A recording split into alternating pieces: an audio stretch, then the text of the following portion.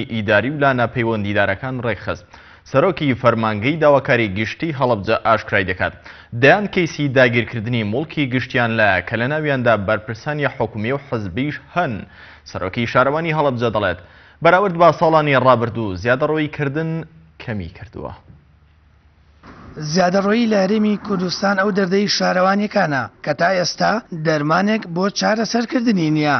شارەوانی هەڵەبجەش بۆ تیمارکردنی ئەو دەردە دیدارێکی بۆ بەرپرسانی ئیداری و لایەنە پەیوەندیدارەکان ڕێکخست تاکو زیادەڕۆیی لە داگیرکردنی مڵکی گشتی لەلایەن بەرپرسا حکومی و حیزبیەکان و دروستکردنی خان و بینای نیشتەجێبوون لە زەویە ڕێگە پێنەدراوەکان کەمتر بکەنەوە.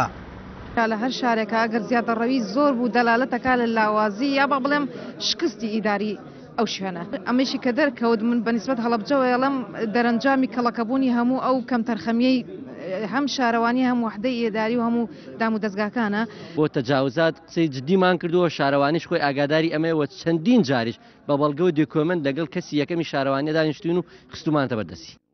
پێشتر لەلایەن ئەنجومەنی وەزیرانی هەرێمەوە لیژنێکی تایبەت بەلابردنی زیادەڕۆیی و گەڕانەوەی مڵکە داگیرکراوەکان بۆ حکوومەت پێیگەێنرا. سەرۆکی فەرمانگەی داواکاری گشتی هەڵەبجە ئاشکرای دەکات دەیان کەیسی داگیرکردنی مڵکی گشتیان لایە کە لە ناویاندا بەرپرسانی حکومی و حزبیان وتیشی سەپاندنی یاسا و لێپرسینەوە لە بەرپرسان قورسترە.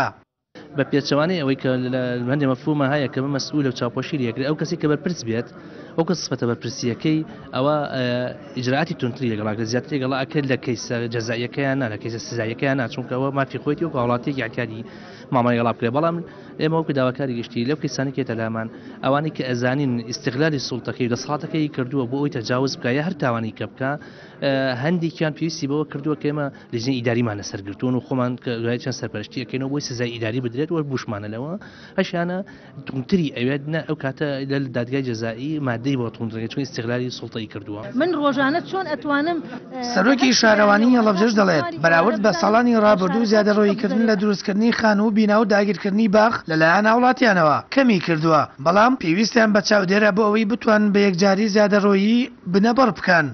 زیادەڕۆیی تا ڕادێکی زۆر باش کەمی کردووە بەڵام بەڕاستی ئێمە ئەمانەوێت باشتری بکەین تۆکمەتری بکەین چالاکتری بکەین چونکی ئەو زیادەڕۆیی کە ئەکرێتە سەرمڵکی گشتی واتە شوێنە خزمەت گوزاریەکانی ئێمەیە شوێنی باخچەکانی ئێمەیە یەک زیادەڕۆیش بکرێت گەورەترین زەرەرە لە مڵکی گشتی لە سەررجەم ئەو هاوڵاتانەی کە دانیشتووی ئەم شاری هەڵەبجە زیاتر لە 30 کیلۆمەتر چوارگۆشەیە و شارەوانیەکەشی 307 فەرمانبەریەیە. هاوشەوەی شارەکانی دیکە لە هەڵەبجەش زیادەڕۆییکردن لە حاڵەتەوە بووە بە دیاردا. بەشی زیادەڕۆیی شارەوانیش دەڵێت دەیانەوێت بەشەکەیان تۆکمە بکەن بۆ مەبەستاش پێویستیان بە میلاک و فەرمانبەری لێهاتوو هەیە چونکە بەشی زیادەڕەوی پێکدادانە لەگەڵ وڵاتی و هەندێک جاریش بووەتەوەی دروستبوونی کێشەی کۆمەڵایەتی. سامان فەتاح کەناڵی ئاسمانی پەیام هەڵەبجە. ڕێکخراوە نێودەوڵەتیەکان حکوومەتی هەرێمی کوردستان بە بەندکردنی پیاوان و